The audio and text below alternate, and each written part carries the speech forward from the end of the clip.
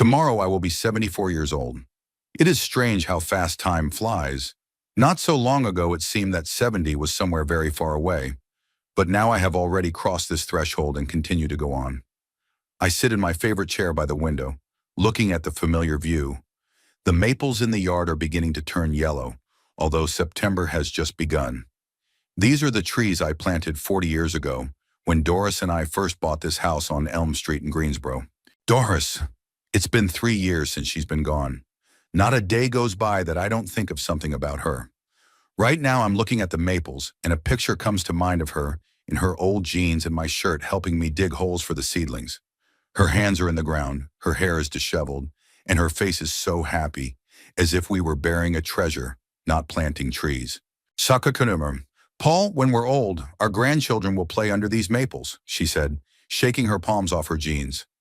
The grandchildren did play under those trees. Emma and Jacob, Hugo and Rosamunda's children. True, they didn't play as often as Doris had dreamed, nor as carefree. Rosamunda thought the yard was too dirty for children and the house too old-fashioned. After my wife died, Hugo offered to move in with us to help me manage the household. It seemed like a sensible solution at the time. Rosamunda's voice comes from the kitchen, talking on the phone. She speaks softly, but I can hear the words. Tomorrow, finally. We've been waiting a long time, probably planning my birthday. In recent weeks, she has become especially fidgety, constantly calling somewhere, writing something down in her planner. When I ask, she's evasive. It's a surprise, Paul. You like surprises, don't you? I can't say I'm a big fan of surprises, especially at my age. I prefer things to go according to plan, calm, and measured. 35 years as a bailiff have accustomed me to order and predictability.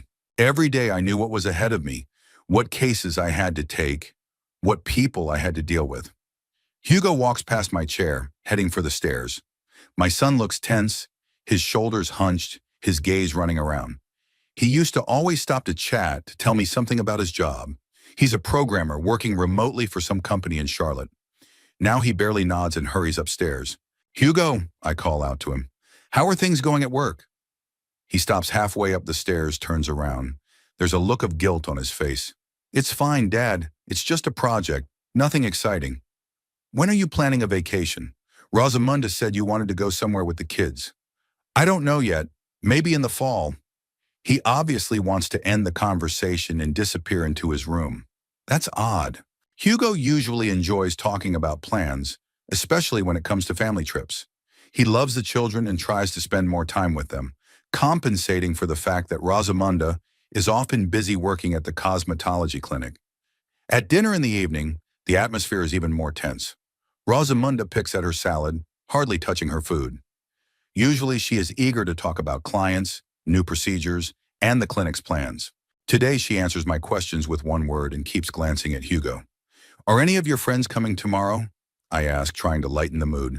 No, Rosamunda answers, too quickly.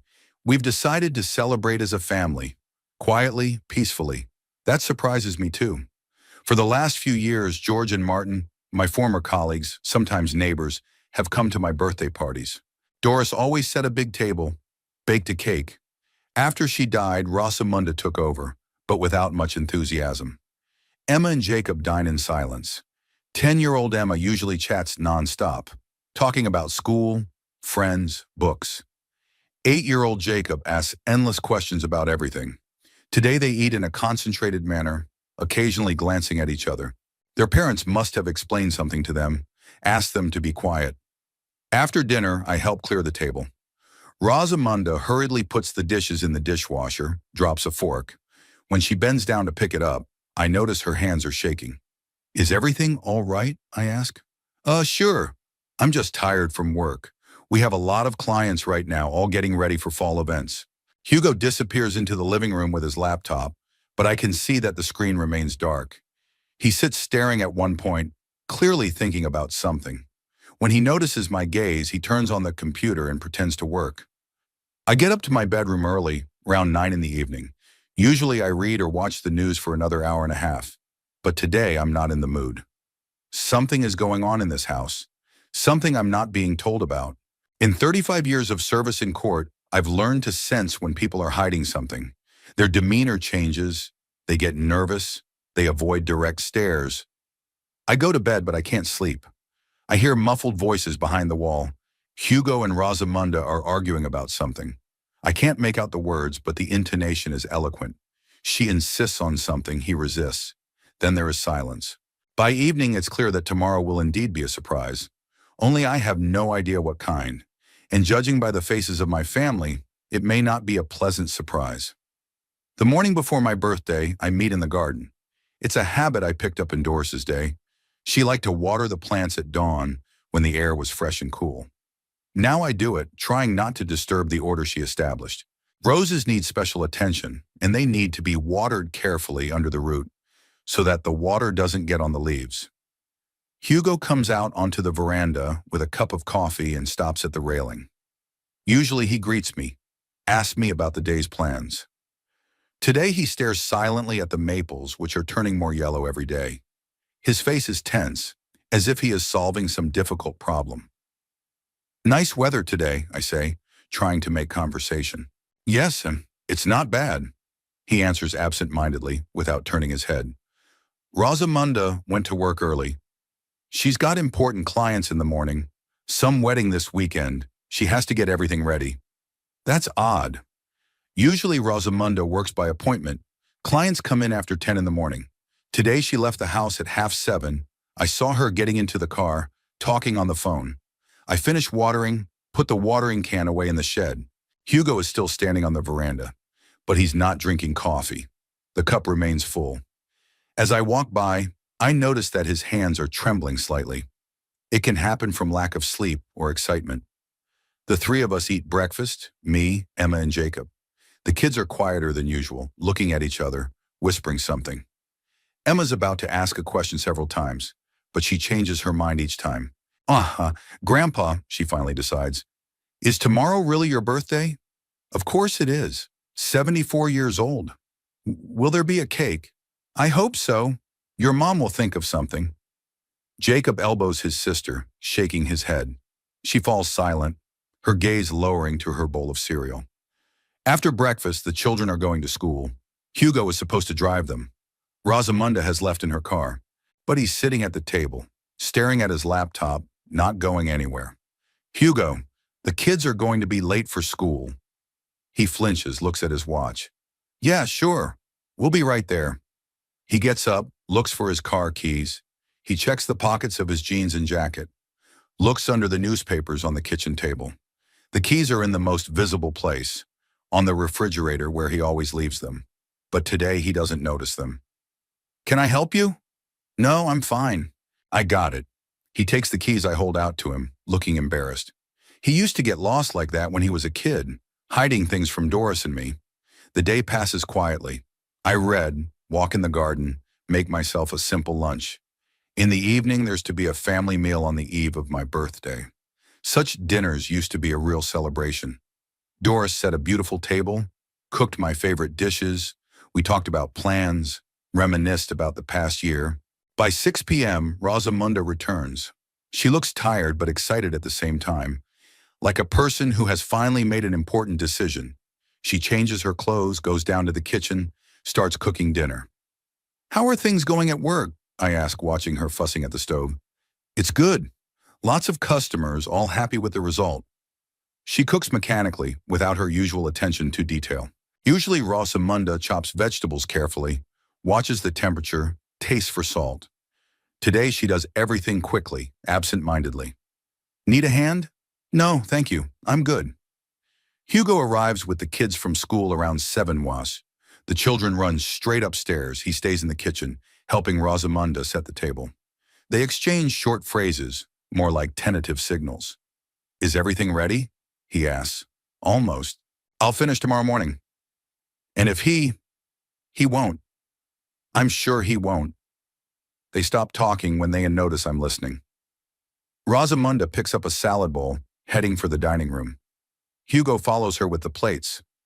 We eat in the dining room, which is unusual in itself. Usually we eat in the kitchen, only on special occasions. Birthdays, holidays, when guests come over. Rosamunda lit candles, laid a nice tablecloth, and took out some china. Beautifully set, I say, sitting down in my usual place at the head of the table. Tomorrow is your birthday. I wanted everything to be solemn, but there is no solemnity in the atmosphere. On the contrary, there is a sense of tension, like before a thunderstorm. Rosamunda often looks at her watch. Hugo picks at his food, eating almost nothing. The children sit quietly, occasionally whispering among themselves. Paul, Rosamunda begins, cutting off a piece of chicken. Have you ever thought about changing something in your life? The question sounds unexpected, though. Judging by her tone, she had been preparing to ask it for a long time. What do you mean? Well, you've lived in this house for 40 years. It's a big house. It's a lot of work. Maybe it's time you thought about something a little more comfortable? Hugo tenses, clutching his fork so hard his knuckles turn white. Emma and Jacob stop eating, wary. I'm comfortable here, I said calmly. I'm used to this place. Of course you are, but think about it. You alone occupy 4 bedrooms, a large living room, a dining room. And there are people who need more space than you do. I'm starting to see where she's going with this. The people who need space are her and Hugo. They're in 2 rooms upstairs for now. The kids are cramped in 1 bedroom. Rosamunda, if you need more space, we can discuss it. There's plenty of room. It's not just the rooms. She speaks carefully, choosing her words. This house needs constant upkeep. You're not getting any younger, Paul. Sooner or later, it's going to get hard to keep up with a household like this. I'm getting by. Yes, but how long will it last? Rosamunda leans forward with a persuasive tone in her voice. There are wonderful communities for people your age. All the amenities, medical care close by, no hassle of home. Hugo looks down at his plate, his shoulders rising, a sure sign that he's uncomfortable. He used to shrink like that when Doris and I scolded him for bad grades or misbehavior when he was a kid. Not for... Are you talking about the nursing home? I'm clarifying. Not a nursing home, Rosamunda shakes her head. About a modern apartment complex for active seniors. There's a gym, a library, they organize excursions, cultural events. You'll meet people your own age, make new friends. I have friends. George and Martin. When was the last time you saw them? A month ago? 2? She's right. My old friends really don't visit much. They all have their own problems, their own families. After Doris died, a lot of the ties have weakened. Besides, Rosamunda continues, selling the house will give you a good sum of money. You won't have to think about money. You'll be able to travel, enjoy life. And where will you go? The question hangs in the air. Rosamunda exchanges a glance with Hugo, who nods faintly. We're thinking of a house of our own. Hugo earns a good living, and I'm not idle either. It's time we lived on our own, not to be a burden to you. You're not a burden. Of course I am, she protests softly but insistently. Constant noise, children running around, disturbing your peace. At your age, you need silence, calmness. I listen and understand. She has thought out every argument in advance. Everything is logical, reasonable, even caring. But I can feel the falseness in every word. Rosamunda is not thinking of my welfare. She is solving her own problems. Mommy, Emma intervenes suddenly. Does Grandpa want to move? Grown-ups are talking, Rosamunda cuts her off abruptly. Eat and go, do your homework. The girl shrinks back, lowering her eyes. Jacob takes her hand under the table, a supportive gesture that I notice out of the corner of my eye. Paul, Rosamunda returns to the conversation. I realize this is a big decision, but think about it sensibly. You're living in the past, clinging to the house only because Doris lived here. But she'd want you to be happy, not languishing alone with old things. Mentioning your wife is a low blow. Rosamund knows how painfully I react to any attempt to interpret Doris's wishes. Don't speak for my wife, I say quietly but firmly. I'm sorry, I didn't mean to upset you. It's just, I think she'd be in favor of my idea. Hugo finally lifts his head, looking at me with guilty eyes. Dad, we just want you to feel better, so you don't have to worry about the house, the bills, the repairs. What repairs? The house is in great shape. It is now. And in a year? 2? Rosamunda won't give up. The roof will need replacing, old pipes may leak, electrical wiring. Are you prepared to spend money and nerves on all that? I am if I have to. What if you get sick? If something serious happens?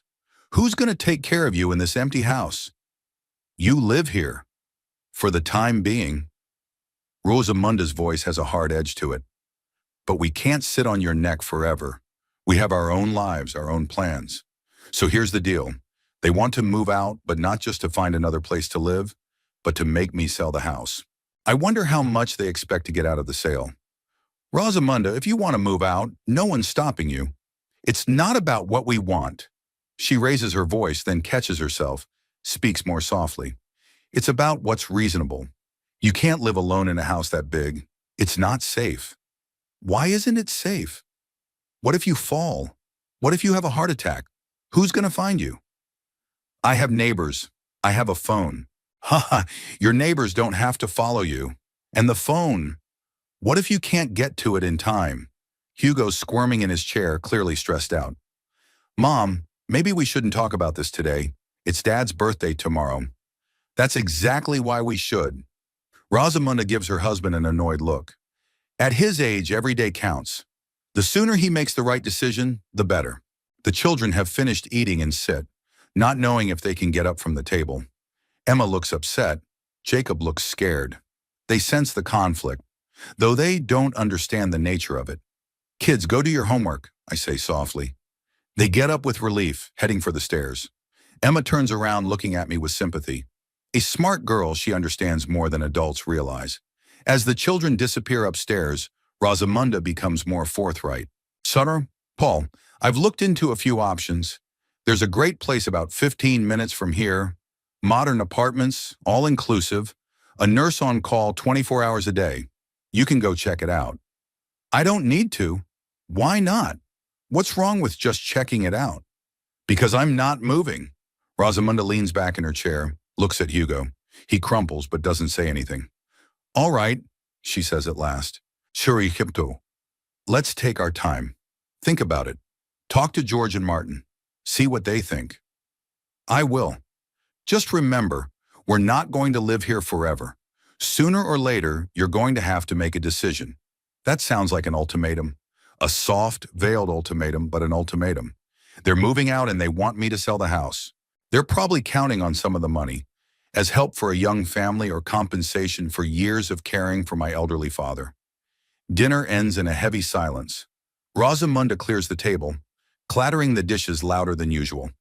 Hugo helps her, avoiding my gaze. I go upstairs to my room, leaving them alone. From the bedroom, I can hear them talking in the kitchen. Their voices are muffled, but their emotions come through. Rosamunda is clearly unhappy with the outcome of the conversation, and Hugo tries to calm her down.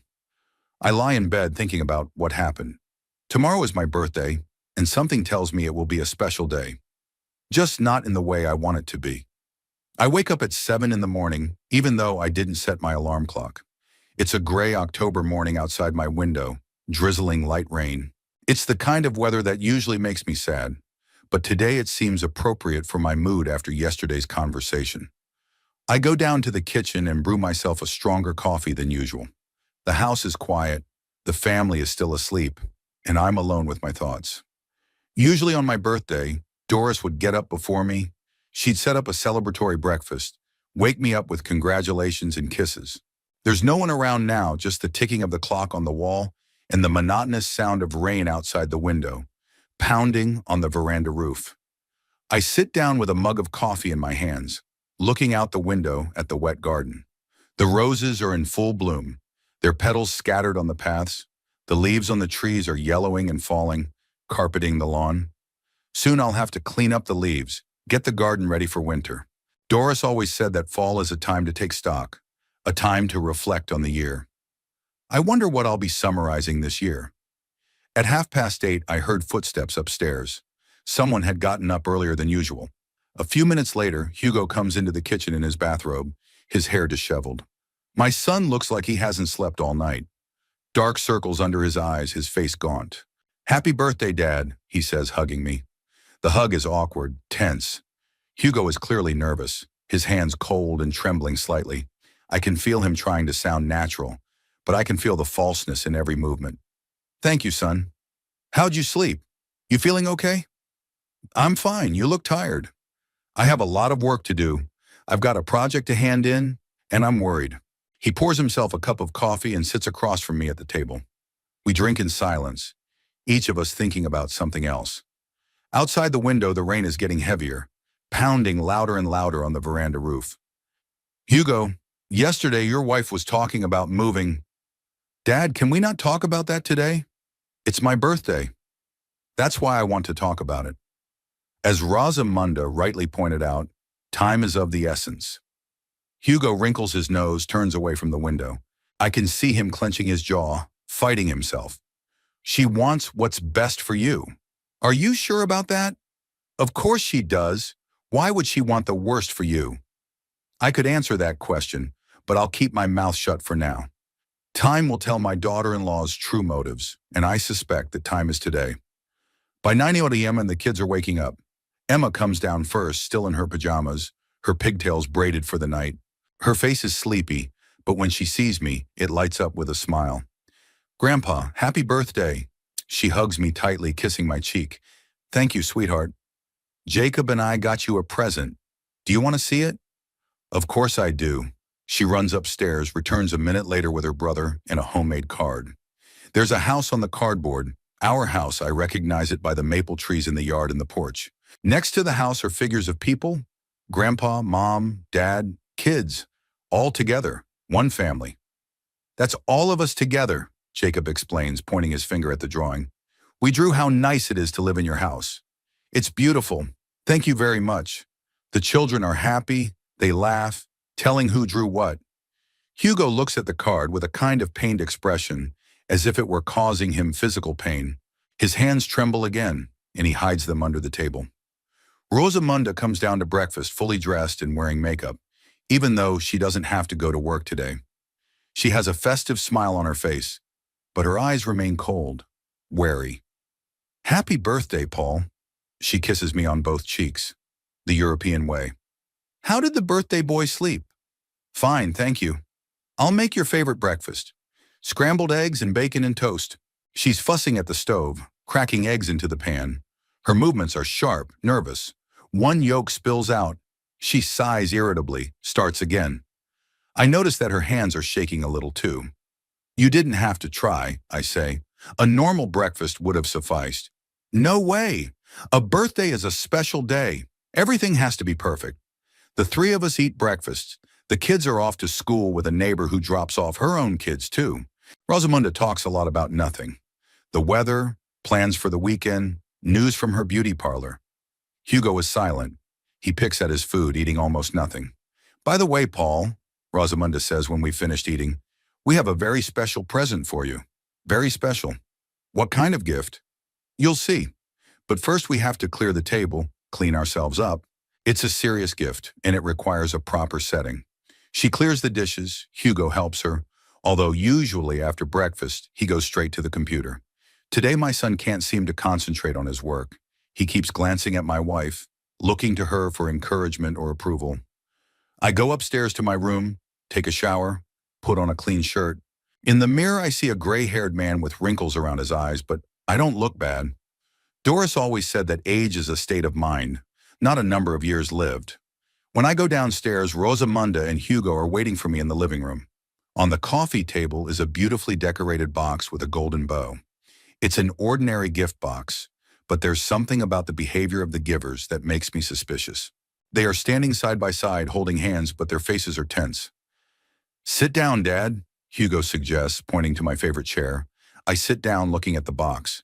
It's quite large, but light. It doesn't look like there's anything substantial in there. Most likely papers or documents. Open it, Rosamund said hurriedly.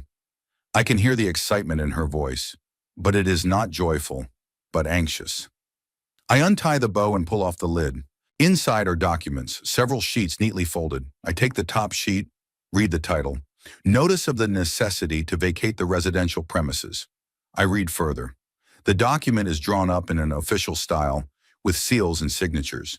It states that I, Paul Kennedy, must vacate the house at number 12 Elm Street within 30 days, due to its sale to new owners. I raise my eyes to Rosamunda and Hugo. They stand holding hands, looking at me with an expression of awkward determination on their faces. What is this? I ask calmly. Paul, we've been thinking for a long time, Rosamunda begins. After last night's conversation, it became clear that you're not ready to make a sensible decision on your own, so we've decided to help you. Help? We found a buyer for the house. They're offering a very good price, above market value. And we've already found you a great place in that complex I told you about. I'm looking at the deeds. They're real, with real seals and signatures. So this isn't a prank or an attempt to scare me. Who signed these documents? Hugo, Rosamunda answers. As your sole heir, he has the right to make decisions about your welfare. What right?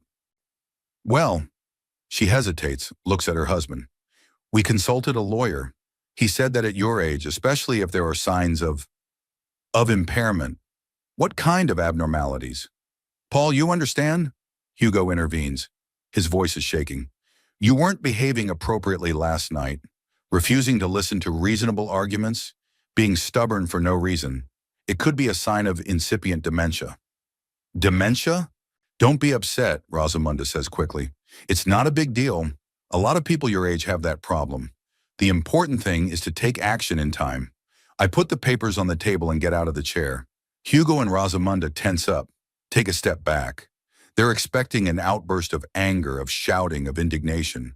But I smile. Very interesting, I say calmly. Very thoughtful. Dad, we realize this is a shock, Hugo begins. But believe me, we really want the best. You know what I'm going to do first thing tomorrow morning? I interrupt him. They're silent, looking at me with confusion.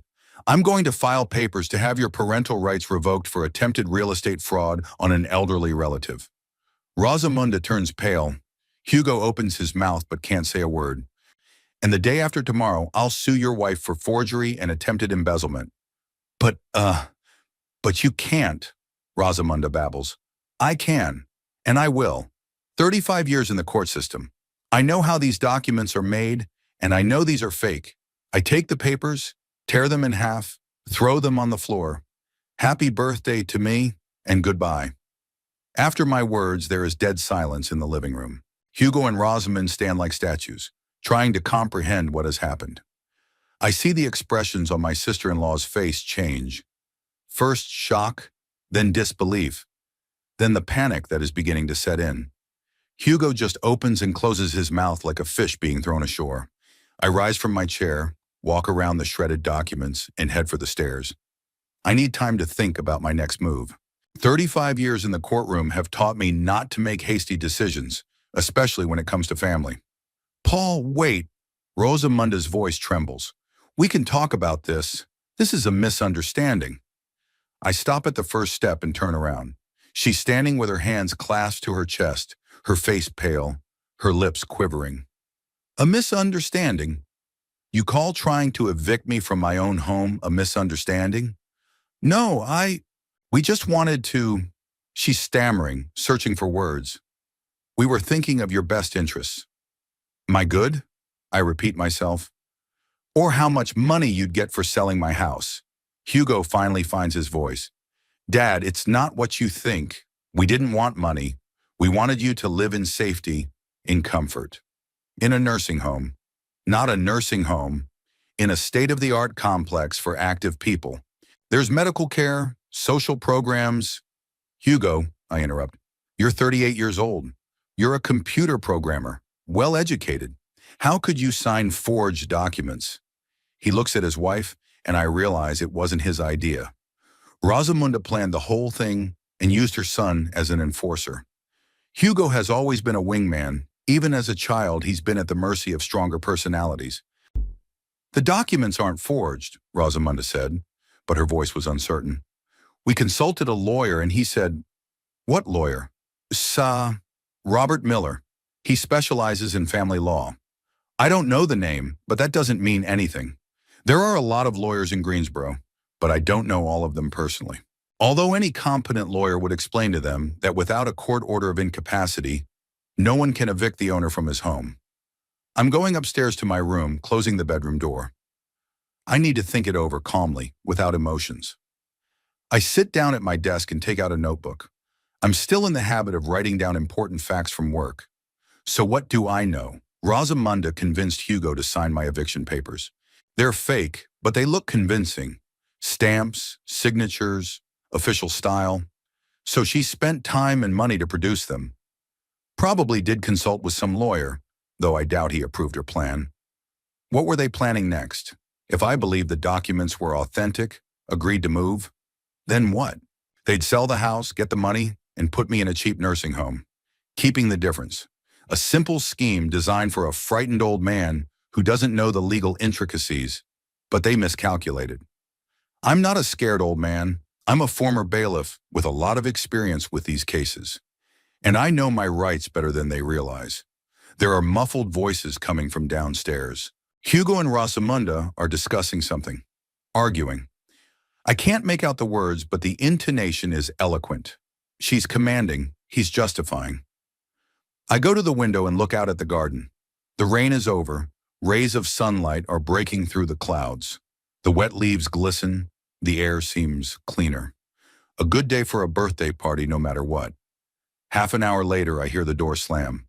Someone has left the house. Looking out the window, I see Rosamunda walking briskly to her car, talking on the phone. She gets in her car, drives off. Probably off to see the same lawyer to see if there's any way to fix the situation. I come downstairs. Hugo is sitting at the kitchen table, head in his hands. When he hears my footsteps, he looks up. His face is red, his eyes moist. Papa, I didn't mean to. It was Rosamunda. She said it was best for you. I'm sitting across from him. My son looks like a schoolboy who's been caught doing something terrible, and now he's waiting to be punished. Hugo, you're a grown man. You have kids, a job, responsibilities. How could you sign documents without knowing what they mean? I thought, Rosamunda said the lawyer checked it out, that it was legal. And you didn't think to read what you were signing? He lowers his eyes, doesn't say a word. Of course I didn't. I was satisfied with my wife's explanations, as always. Tell me honestly, where did you get the money for the forged documents? For a lawyer. Rosamunda took out a loan, said we'd pay it back from the sale of the house. That's right. They've already spent money they don't have on my house. I wonder how much they were counting on. The house is worth about $300,000, good money for a young family. Hugo, do you realize you've committed a crime? Forgery, fraud, those are serious charges. But I didn't know. He raises his head, desperation in his eyes. I thought it was legal, Rosamunda said. Ignorance of the law does not absolve you of responsibility. It's one of the foundations of the legal system. Hugo starts to cry, not sobbing, just tears running down his cheeks, and he doesn't even wipe them away. It's pathetic to see your own son in this state, but pity doesn't change the facts. What's going to happen now? He asked through his tears. It depends on many factors. It depends on how deep you've gotten into this adventure, on whether you're willing to admit a mistake and correct it. I am ready. I'll do whatever you say. First, tell me the whole truth. When did the idea of evicting me come up? Who suggested it? How long had you been planning it? Hugo wipes his face with his sleeve, trying to collect his thoughts. Rosamunda had been talking about it for a long time. 2 months, maybe 3. At first, she just complained that we were cramped, that the children needed separate rooms. And what did you say? I said that we should be patient, that you wouldn't object to the remodeling. But she said it wasn't just about the rooms, that you were getting old, that it was dangerous for you to live alone in such a big house. Alone? You live here. What she meant was, when we move out. Uh-huh. So the plan was to convince me to sell the house and move into a nursing home, and then move out with our share of the money. Or not a share, but the whole money. Then what? Madame Dasturin, Rosamunda said she'd found a lawyer who'd help make it legal, that there's a process for declaring a person incapable of making independent decisions, especially in real estate. And you believe that? I don't know the law. Hugo raises his voice, then immediately drops it. I thought she knew better. She works with documents, with clients. She's more practical. Rosamunda is practical. So practical that she decided to cheat her own father-in-law for money and use a husband who trusts her blindly to do it. When did you see a lawyer? 2 weeks ago, Rosamunda made an appointment. We went together. And what did he say? Hugo hesitates, doesn't answer right away. He said the procedure was complicated, that he needed a medical report on your mental state, that the court wouldn't rush to judgment. Rosamunda was upset, said we needed a quicker decision, that you might deteriorate, while the legal process dragged on. I see. The lawyer explained the reality of the situation, and Rosamund didn't like it. So she decided to act illegally by making forged documents in the hope that I wouldn't recognize their authenticity. Hugo, who made the fake documents? I don't know.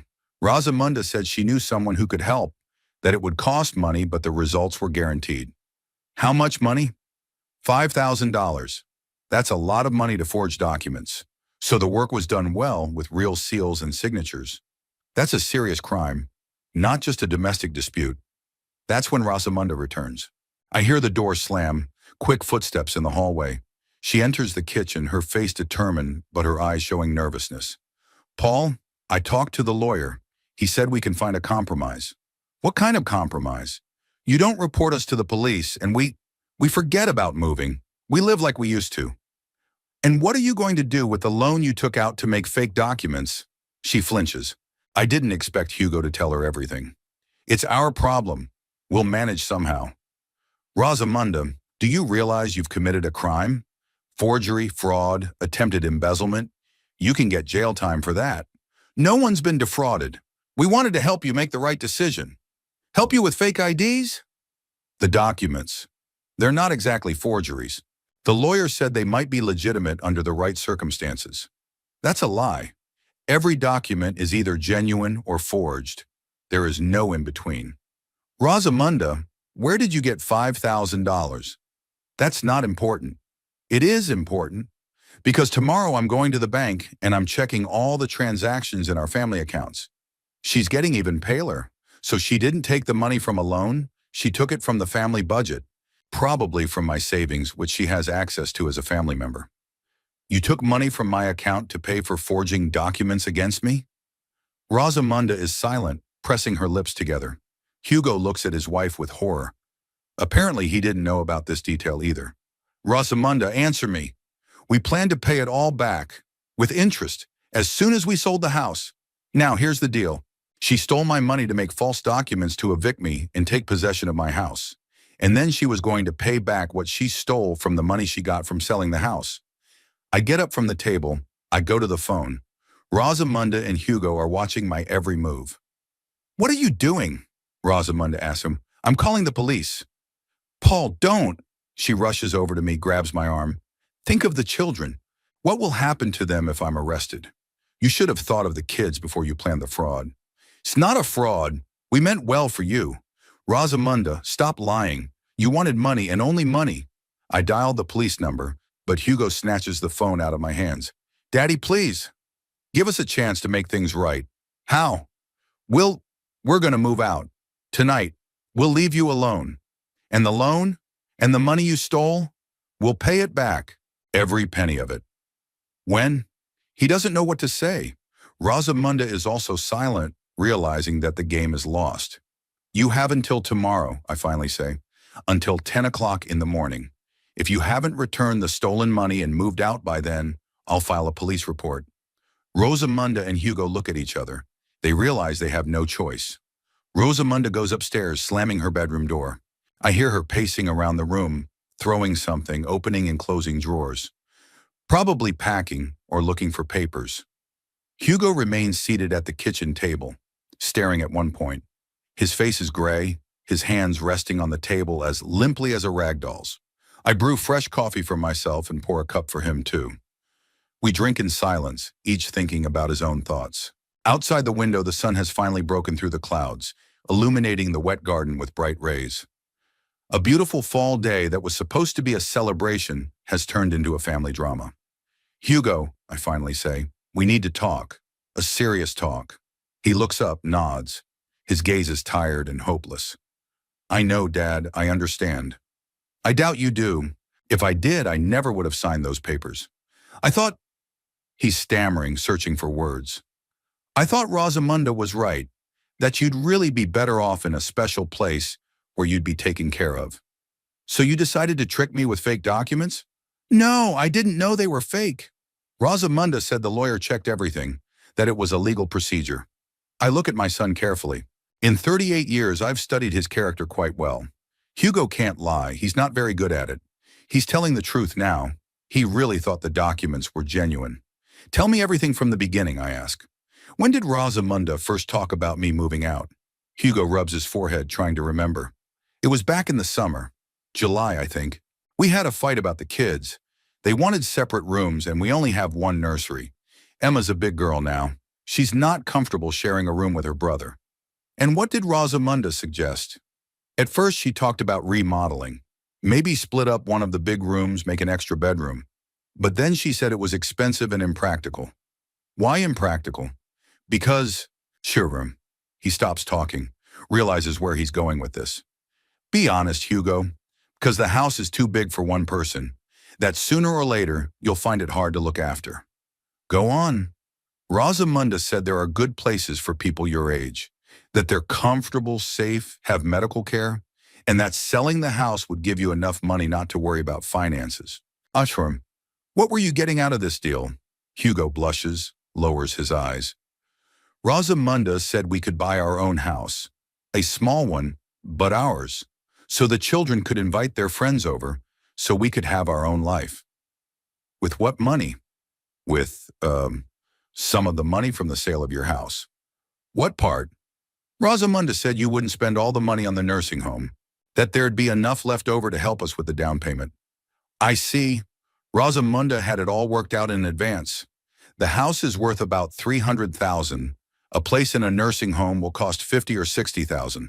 That leaves over $200,000, a good amount to buy your own place. Hugo, how did you feel about the idea? He is silent for a long time, considering his answer. I didn't like it at first. I didn't think it was right to force you to move. But Rosamunda explained that it wasn't coercion, it was caring. In what way? She said you just couldn't see the problems that would arise. That at your age, people don't always make sensible decisions. That someone has to take responsibility for your well-being. And that someone is you.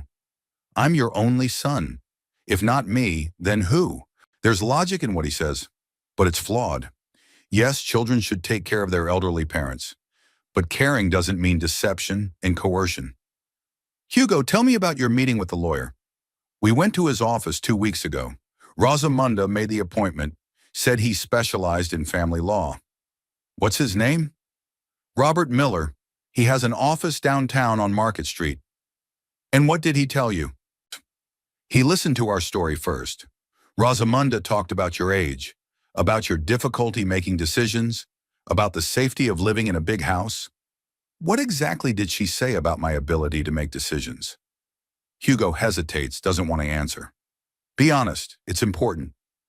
She said that you've become forgetful, that you sometimes repeat the same stories, mix up names, that you refuse to discuss the future, that you only live in the past.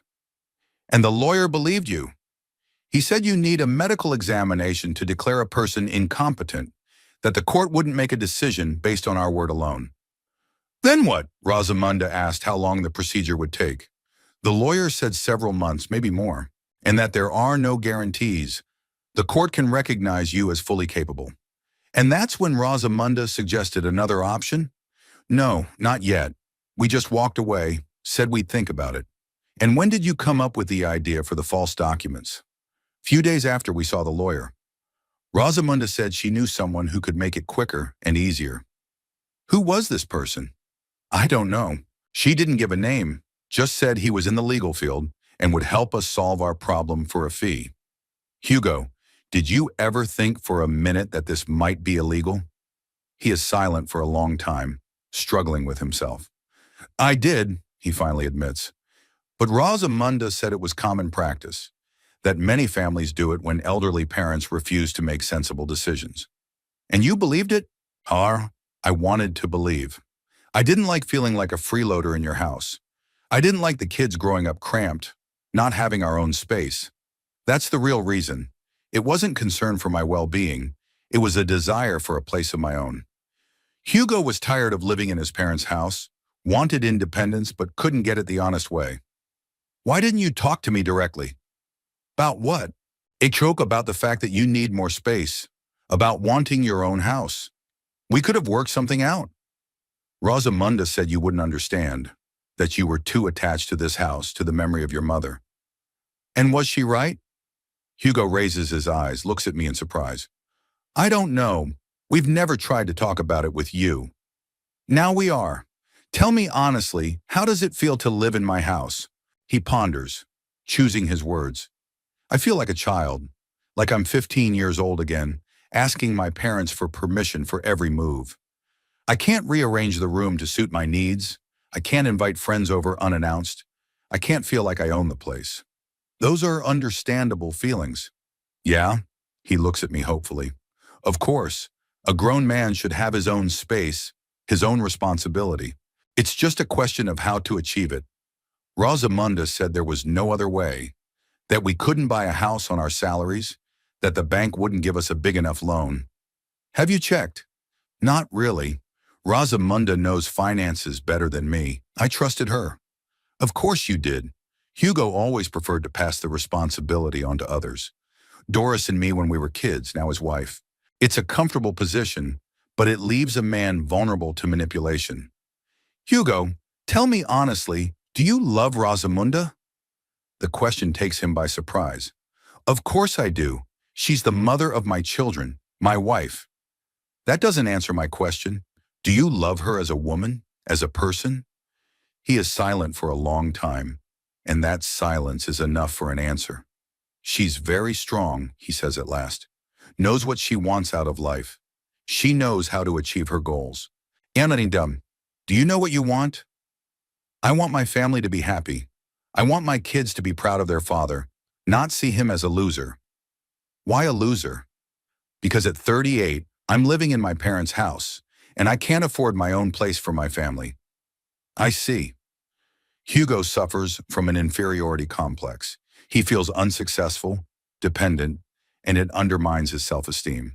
Rosamunda skillfully plays on these feelings, convincing him that a quick fix justifies any means.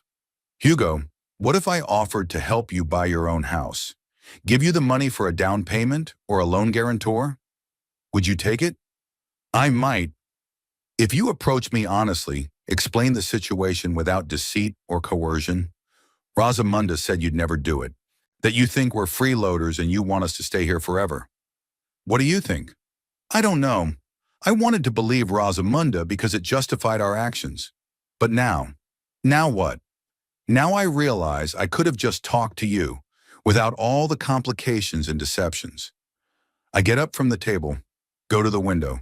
The garden looks peaceful in the fall sunlight. The leaves continue to fall, carpeting the paths with a golden carpet. Life goes on despite the human problems and dramas. Hugo, I'm going to ask you one last question, and I want an honest answer. I'm ready. If Rosamunda's plan had succeeded, if I had believed the forged documents and agreed to move, how would you feel? There is a long silence. Hugo struggles with himself, trying to find the right words. Relief, I guess, he finally admits. And shame. A lot of shame. Why shame? Because he'd know he'd deceived his own father. That I'd forced him into a decision he didn't want to make. That you took advantage of his trust and his love. And what would you do with that shame? I don't know. I guess I'd try to convince myself that I did the right thing. That it was necessary for your own good. So you'd keep lying to yourself? Yeah, I guess so. I go back to the table, sit across from my son. He looks devastated, like a man who's looked inside himself for the first time in his life and doesn't like himself.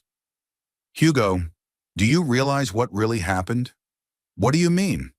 Rosamunda wasn't just proposing a plan to deceive you. She was testing how far you were willing to go to get what she wanted, and you passed that test. He raises his eyes, looks at me with understanding. You think she did it on purpose? I think she's been studying your character for a long time. She knows that you're willing to pass the buck, that you're afraid of conflict, that you want to seem like a good husband and father. And she used that against me? Against me too. She made you the doer and me the victim. Hugo puts his head in his hands, his shoulders shaking, not from the cold, but from the realization of the magnitude of what has happened. What do I do now, Papa? That's up to you. You can keep living the way you do, letting others make decisions for you. Or you can start taking responsibility. I want to take responsibility, but I don't know how. Start small. Admit to Rosamunda that you won't take part in her adventures anymore. Tell her that if she wants a change in her life, she must offer honest ways of achieving it. And if she doesn't agree, then you'll have to choose between your wife and your own conscience. We sit in silence, each of us thinking about our own thoughts. I see my son struggling with himself, trying to find the strength to make difficult decisions. After all, he's a grown man, and no one can make a choice but himself. Dad, will you forgive me? Sakurna, forgiveness is not something that can be obtained by asking for it. It's something you have to earn by your actions. I'll try to earn it. We'll see. Footsteps from upstairs.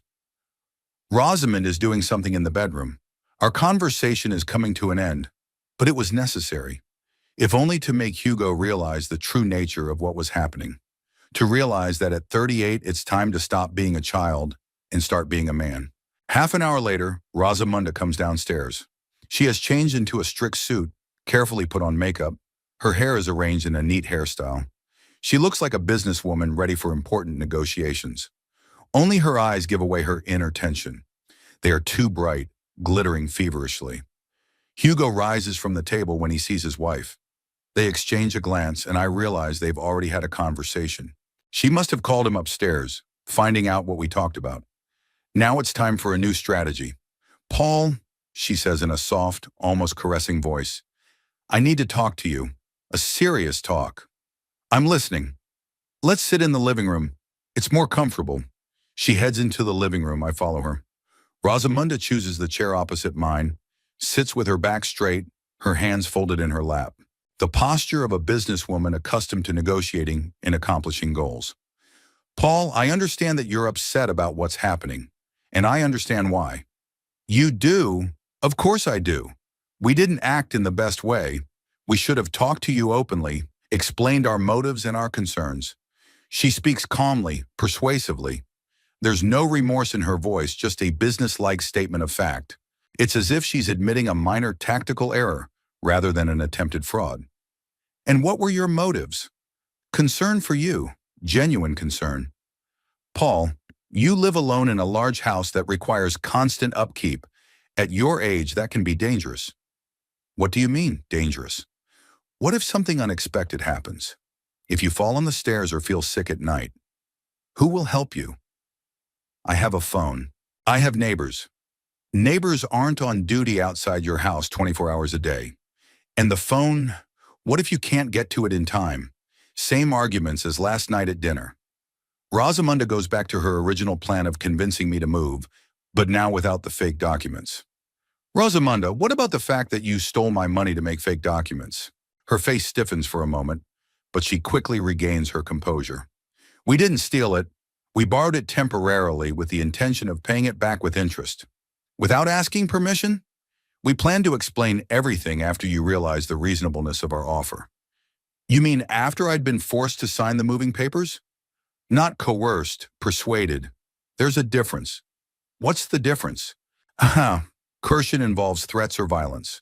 We were just trying to help you see the reality of the situation. Amazing logic.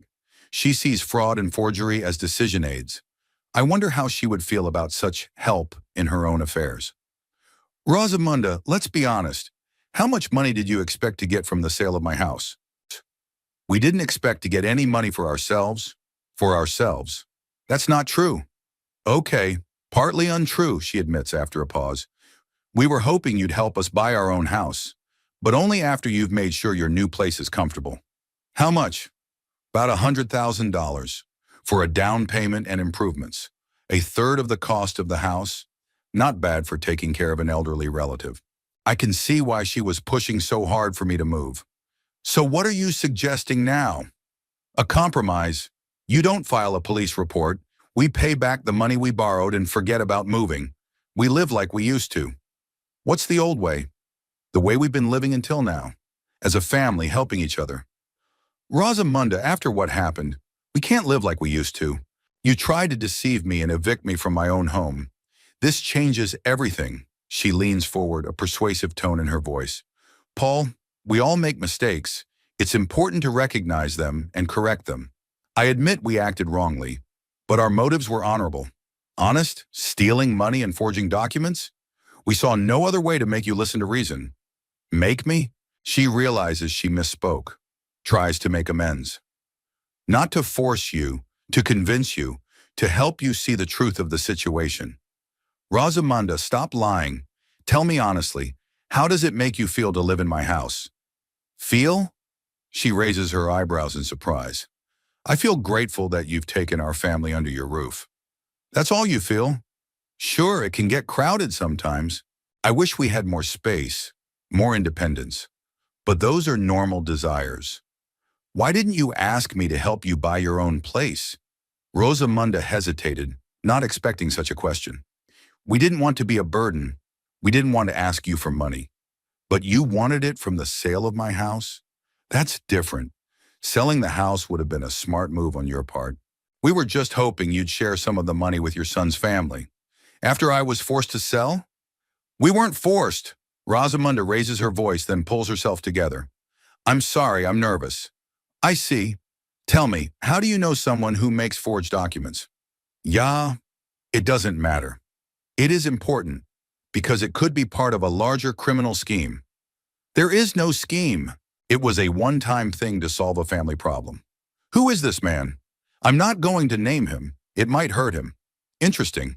Rosamund is protecting the man who helped her commit the crime against me. So their ties are closer than a simple business transaction. Rosamunda, what if I were to compromise? Her eyes light up with hope. What compromise? I don't file a police report. You return the money you stole and move out within a week. Forever. Forever? She's pale. But the kids, school, work.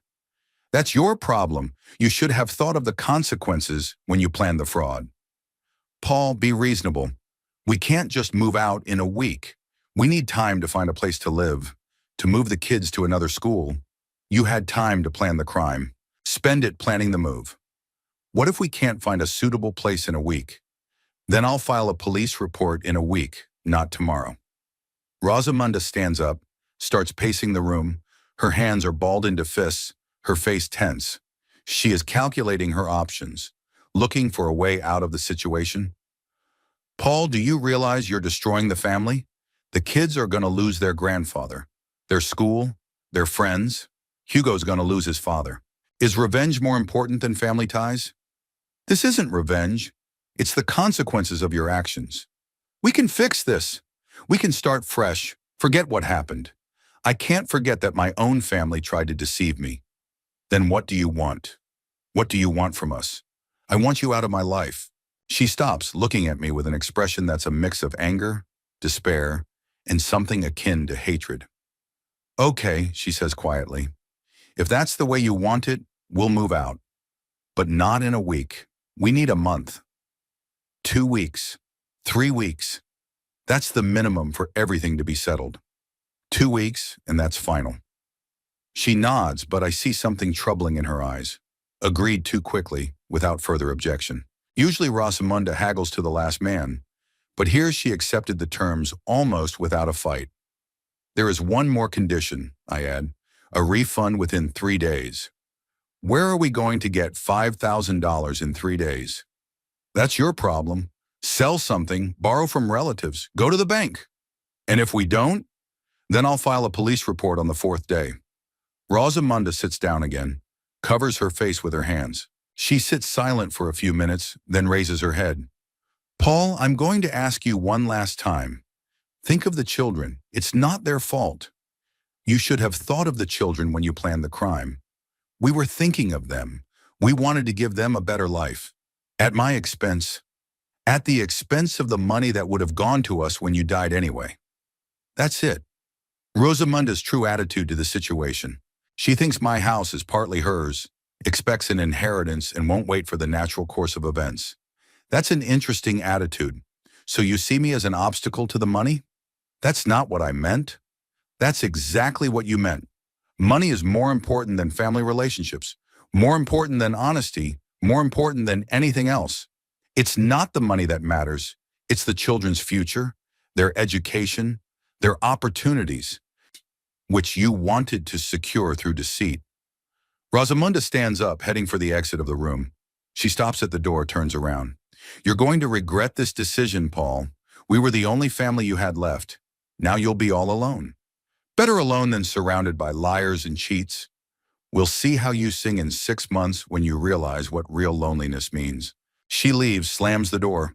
I hear her go upstairs, slamming the bedroom door again.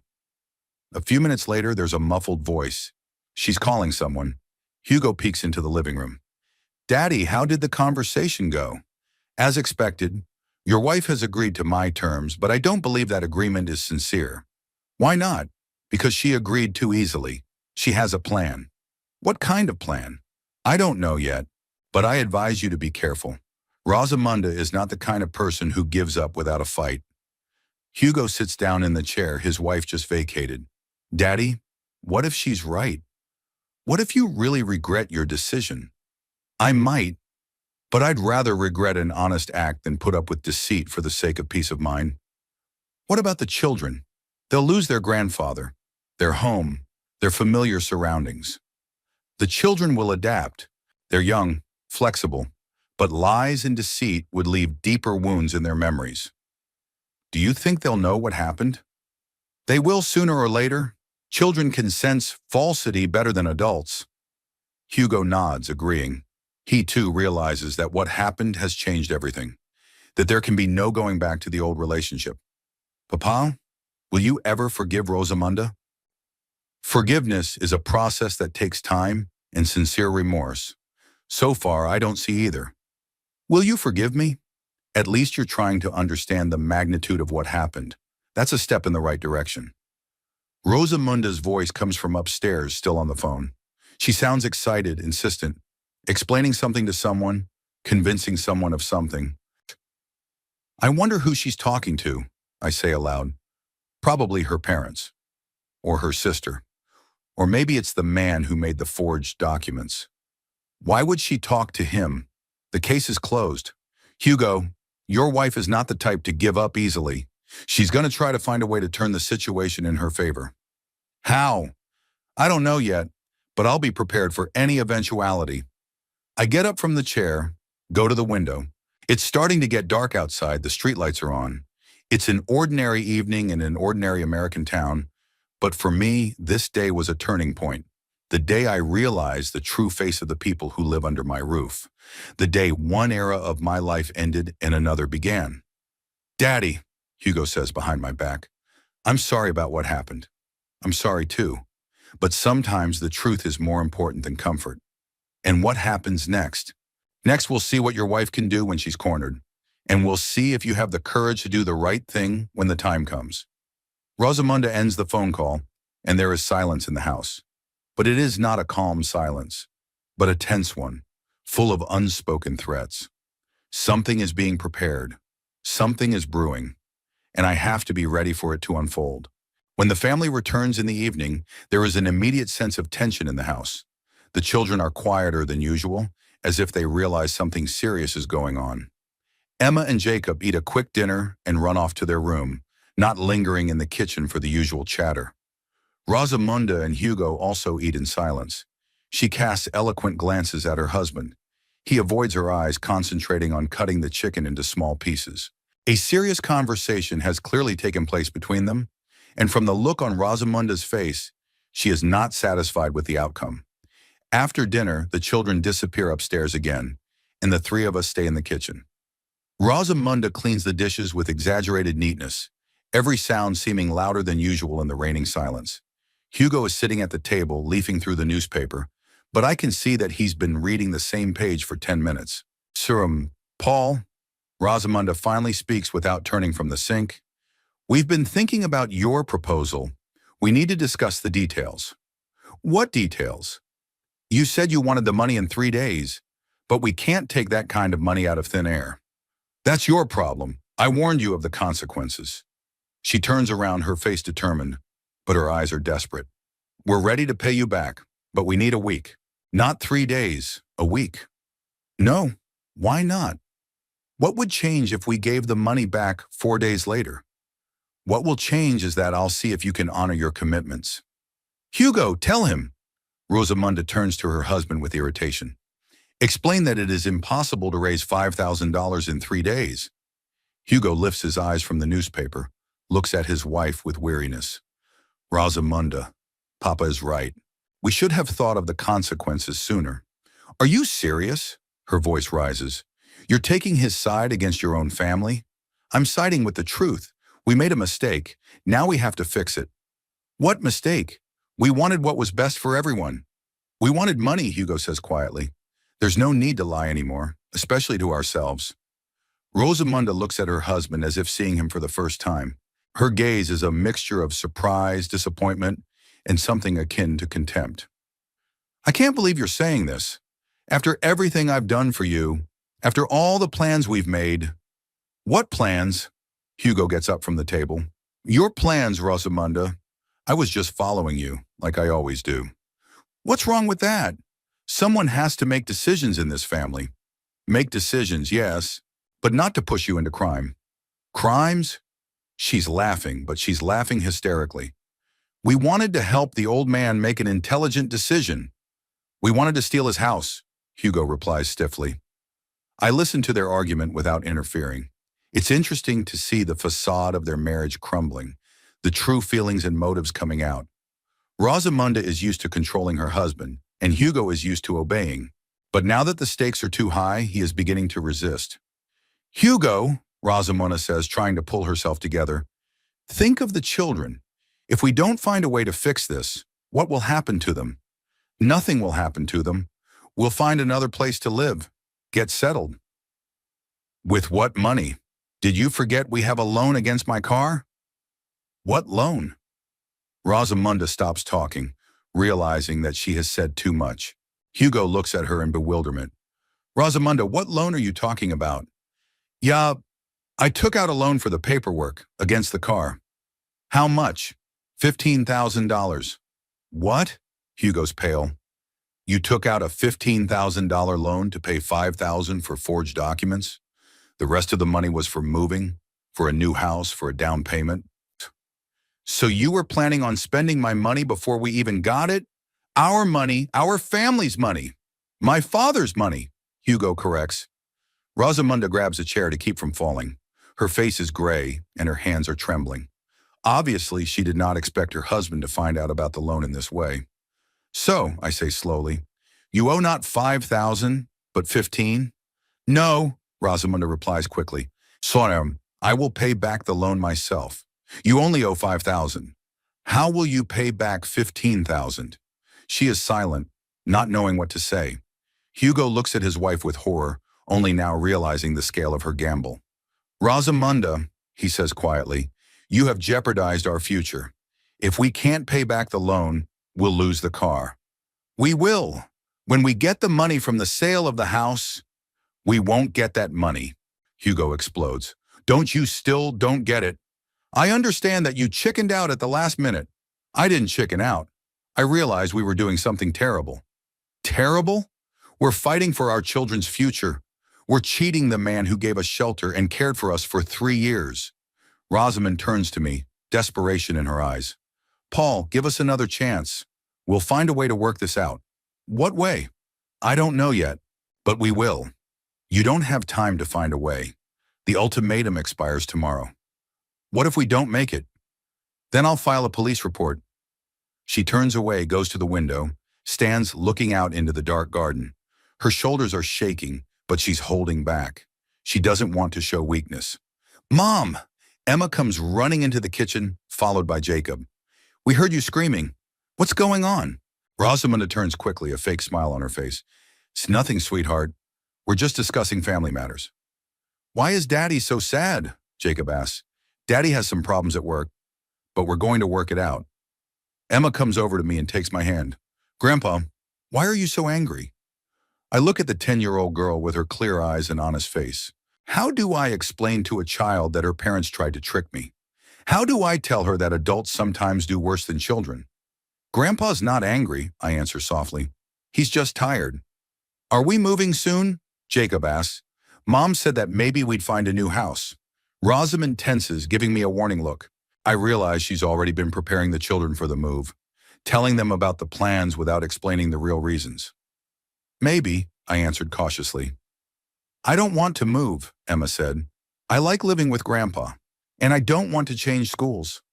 Kids, Rosamunda intervenes, go to your rooms. The grown-ups need to talk. Mommy, is it true that we have to leave because Grandpa is kicking us out? Jacob suddenly asks. Everyone freezes. How did the boy know that? Who told him? Who told you that? Hugo asks. I heard you two talking yesterday. Mom said that Grandpa wants to live alone and doesn't need our help. Rosamund blushes, realizing she's been caught. She was really turning the kids against me, making it seem like I was kicking them out on a whim. Jacob, I say, squatting down in front of the boy. Grandpa isn't kicking anyone out. It's just that sometimes adults make decisions that seem unfair to children. Did we do something wrong? No, you haven't done anything wrong. Then why do we have to leave? Because your parents decided to. Emma starts to cry. Jacob hugs his sister, trying to comfort her. Rosamunda stands with her fist clenched, looking at me with hatred. Do you see what you're doing? She hisses. Ruining the lives of innocent children. I'm not ruining their lives. You did when you decided to trick me. We wanted what was best for them. You wanted money for yourself. Hugo walks over to the children, hugs them. Emma, Jacob, don't cry. We'll find a good place to live. It'll be even better than here. It won't be better, Emma sobs. I don't want to leave Grandpa. She breaks out of her father's embrace and runs to me. Grandpa, don't send us away. We'll behave. We promise. I take the girl in my arms, feeling her shaking with tears. My heart breaks with pity for children who have become victims of adult games and ambitions.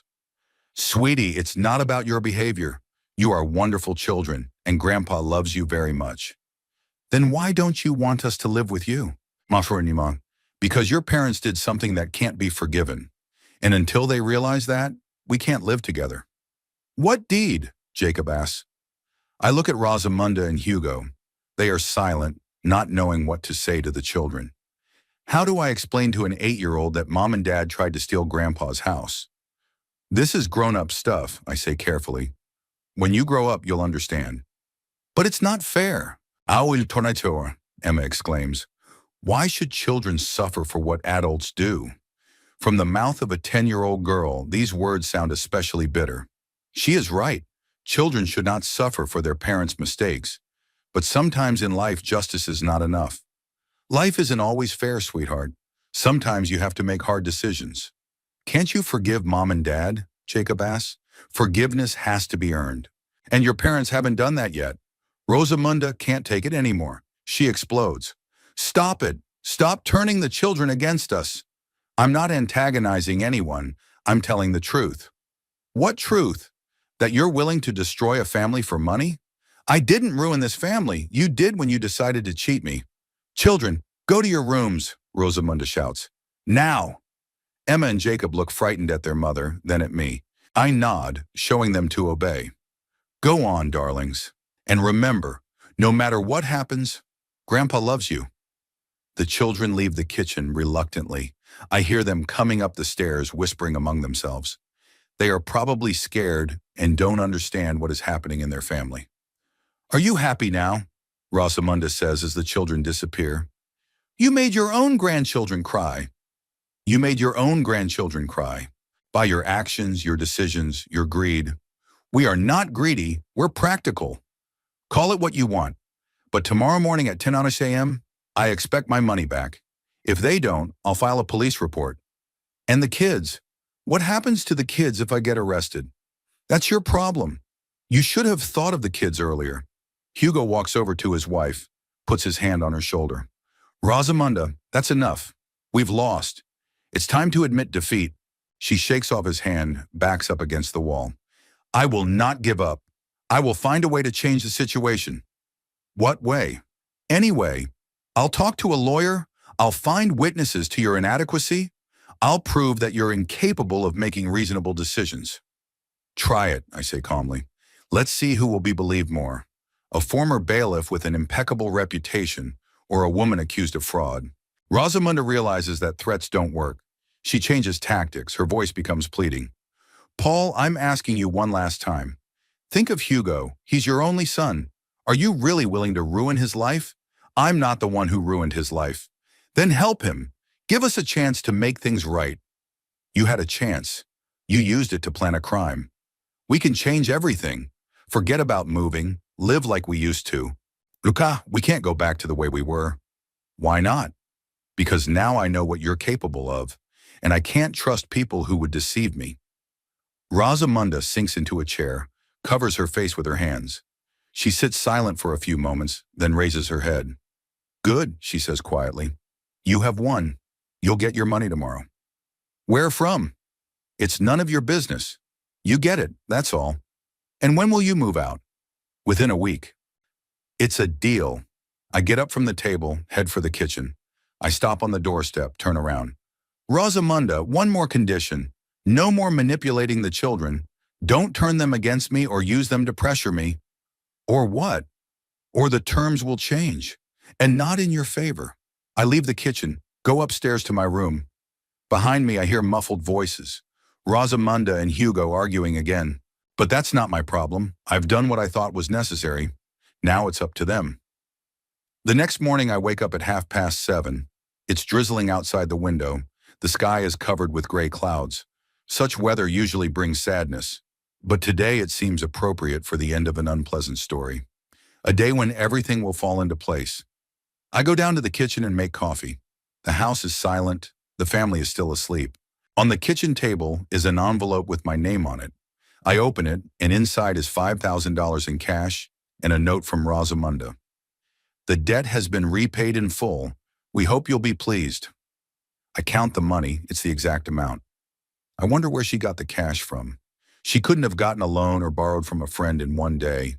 She probably sold something valuable or withdrew money from other accounts. I put the bills back in the envelope, put them in the safe. The first part of my deal is done. I just have to wait for the family to move out of the house. Rosamunda has promised to do so within a week, and I intend to see that promise fulfilled. By 8 o'clock in the morning, the children begin to wake up. Emma comes down to the kitchen with tearful eyes. Jacob looks depressed. They eat breakfast in silence, occasionally glancing at me sadly. I want to comfort them, to explain that I'm not a villain, but I realize the kids won't understand adult motives. Grandpa, Emma says quietly, Mom said we'll be moving to a new house soon. I know, sweetie. Will you be coming to visit us?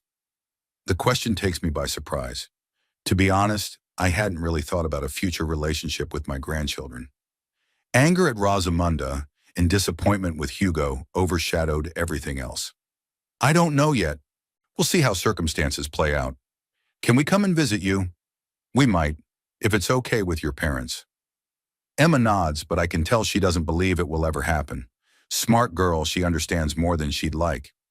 Hugo comes down for breakfast at 9:30. He looks terrible.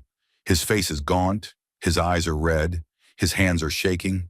He pours himself some coffee, sits down at the table, but doesn't touch his food. There's money on the table, he says without looking up. I saw it. Thank you. Rosamunda has already started looking for a place to live, hopes to find something suitable for the weekend. Good. Dad, what happens to us afterwards? Will we be in touch? Honestly, I don't know. Too much has changed. What if I divorce Rosamunda? If I prove I've realized my mistakes? That's an unexpected question. It's the first time Hugo's talked about divorce, even though yesterday he was defending his wife. It's your decision, son. It's not mine. But would you treat me differently? I might, but first you have to prove that you're capable of making your own decisions. I'm trying, but it's hard after all these years. I know, but there's no other way. The kids finish breakfast, get ready for school. Hugo takes them in the car, the usual morning routine. I'm alone thinking about what's happened. 3 days ago, I thought I was a happy man. Yes, I lost my wife, but my son's family was nearby. My grandchildren were growing up in my house. Life was flowing in a measured and calm way. Now everything is falling apart. My family is falling apart, and I am alone again. But do I regret my decision? No, I don't. Better the bitter truth than sweet lies. Better loneliness than betrayal by loved ones. At 10:01 a.m., I call the Greensboro Police Department. This is Paul Kennedy. I'd like to speak to a detective about a family fraud. One moment, I put you through to Detective Harris. I wait a few minutes while they find the right person. Finally, a man's voice comes through the phone. Detective Harris speaking. What's the case? I tell him the whole story. I don't hide the details. Harris listens attentively, occasionally asking clarifying questions.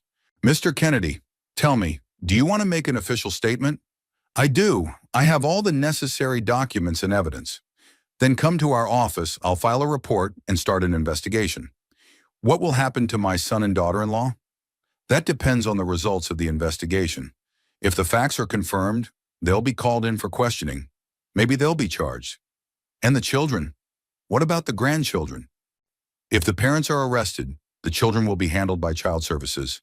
But I hope it doesn't come to that. We'll make an appointment for 2 counter this afternoon. I have time to gather all the documents, double-check the facts. I go to my office, pull out a folder with the case files, the police report, photos of the forged documents, bank statements showing the theft of the money, Martin's report on the falsity of the seals. Everything's organized, every fact is documented. I reread the statement one last time, checking the wording. 35 years in court have taught me precision and legal literacy. The statement is perfect. I can't be faulted. At 12:30, Hugo returns. He sits in the living room, watching TV, but I can see he's not following the program. He's thinking about something of his own, tormented by inner contradictions. Hugo, I said, entering the living room, I have something to tell you. He turns, looking at me warily. What? I'm filing a police report. Today, 2 o'clock this afternoon. His face turns white as chalk. But you got the money. We honored your terms. Only partially. Returning the money doesn't make the crime go away. Dad, please, think of the children. I am thinking about them. They need to know that there are consequences for actions, that you can't cheat people with impunity. But we could go to jail. It's possible. It depends on the investigation and the court. Hugo clutches his head, starts pacing around the room. What do I do? Run! Hide! There's no point in running. It's better to cooperate with the investigation. Tell the truth. What if I told the truth about Rosamunda? Say she planned the whole thing and I just signed the papers? That could be a mitigating factor, but it's up to the court to make the final decision. Rosamunda will kill me if she finds out. Rosamunda already killed your old life. Now you have a chance to build a new one. Hugo sits down in the chair, covers his face with his hands. He sits in silence for a few minutes, then raises his head. Daddy, is there any chance you'll withdraw your application? No. Even if I divorce Rosamunda? Even if the crime has already been committed, it can't be undone. Then where does that leave me? You're left to be a man. Take responsibility for my actions and try to fix what can be fixed. Rosamund arrives at 1 o'clock. She enters the house with a determined look, carrying several files. Paul, I need to talk to you, she announces. I'm listening. I found us a house. It's a nice house in the suburbs, 3 bedrooms, big yard. We can move in as early as Sunday. That's great, but there's a problem. We need a guarantor on the rent. Hugo doesn't qualify. So I was wondering if you'd be willing to bail me out. You know, for the kids. I look at her with surprise. Does she really think I'm going to help them after what's happened? Rosamunda, are you serious? Very serious. Paul, this is my last request. If you help us move out, we'll be out of your life forever. No. Why? Why do you have to sign one piece of paper? Because I'm filing a police report on you in an hour. Rosamunda freezes. The files fall out of her hands. What? You heard right. At 2 o'clock this afternoon, I'm meeting Detective Harris and handing him all the case files. But we had a deal. We got the money back. Returning the money doesn't make the crime go away. You can't do that. We have children. You should have thought of the children when you planned the fraud. Rosamund grabs a chair, her legs shaking. Paul, I'm begging you. I'll do anything. It's too late, Rosamunda. The decision has been made. Then we're leaving right now. Anywhere. But you can't run from the police. She turns to Hugo, who is sitting in a chair looking lost. Hugo, get the kids. We're leaving now. Where to? He asked dumbly. Anywhere. To my sister, to your friends, it doesn't matter. Rosamunda, running away will only make things worse for you, I say calmly. And what could be worse than prison? Prison for a longer term for resisting justice. She paces the room like a hunted animal. She realizes she's trapped, but she can't accept defeat. I'll get a lawyer. I'll prove you're inadequate. I'll say you have senile dementia. Try it. We'll see who'll believe me or you. At 2:30, I get my papers together, get dressed. Time to go to the police station. Rosamunda and Hugo look at me with horror, but say nothing. They realize their fate is sealed. Goodbye, I say, heading for the door. Papa, Hugo calls out to me. What are you going to tell the children? I'll tell them the truth, that their parents made a mistake, and now they have to answer for it. And what happens to them? That's up to you. If you cooperate, you might get probation. And if you don't, then the children will be without parents for several years. I leave the house, get in the car. In the rearview mirror, I see Rosamunda and Hugo standing at the window watching me. Their faces are desperate, but I don't feel sorry for them. They chose this path for themselves. I drive slowly to the city center, thinking about what has happened. 3 days ago, I had a family, not a perfect one, but a family. Now I'm alone in a big house with memories of my wife and the bitter residue of betrayal from loved ones. But do I regret the decision? No, I don't. There are situations in life when you have to choose between justice and peace of mind. I chose justice. I arrive at the police station at 2 hours sharp. Detective Harris turns out to be a 45-year-old man with intelligent eyes and calm manners.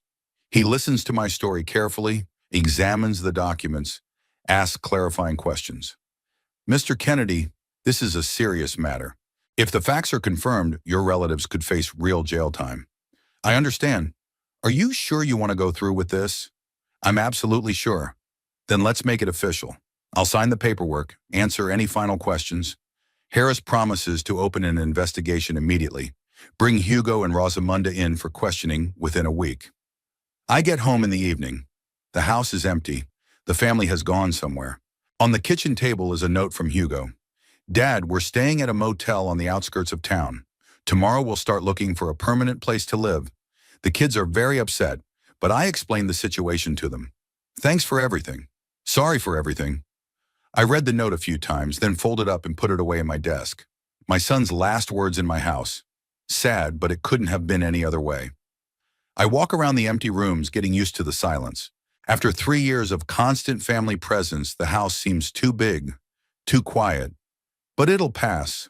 I'll get used to it, like I got used to being alone after Doris died.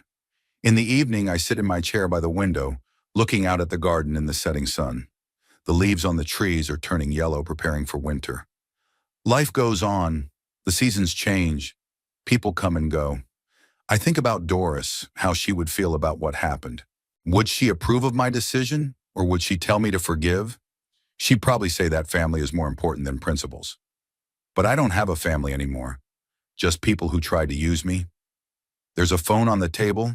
I could call Hugo, try to make up, try to forget the hurt. I could withdraw the police report, give my family a second chance, but I won't. Some lines once crossed, you can't go back. At 74, I have learned an important truth. Sometimes you need to be able to defend yourself even from the people closest to you. Love and trust should not make a person defenseless against betrayal. Otherwise, life will turn into a constant waiting for the next stab in the back. I get up from the chair and go to prepare dinner. Tomorrow a new life will begin. Without family, without illusions, but with preserved dignity. And that's more important than anything else.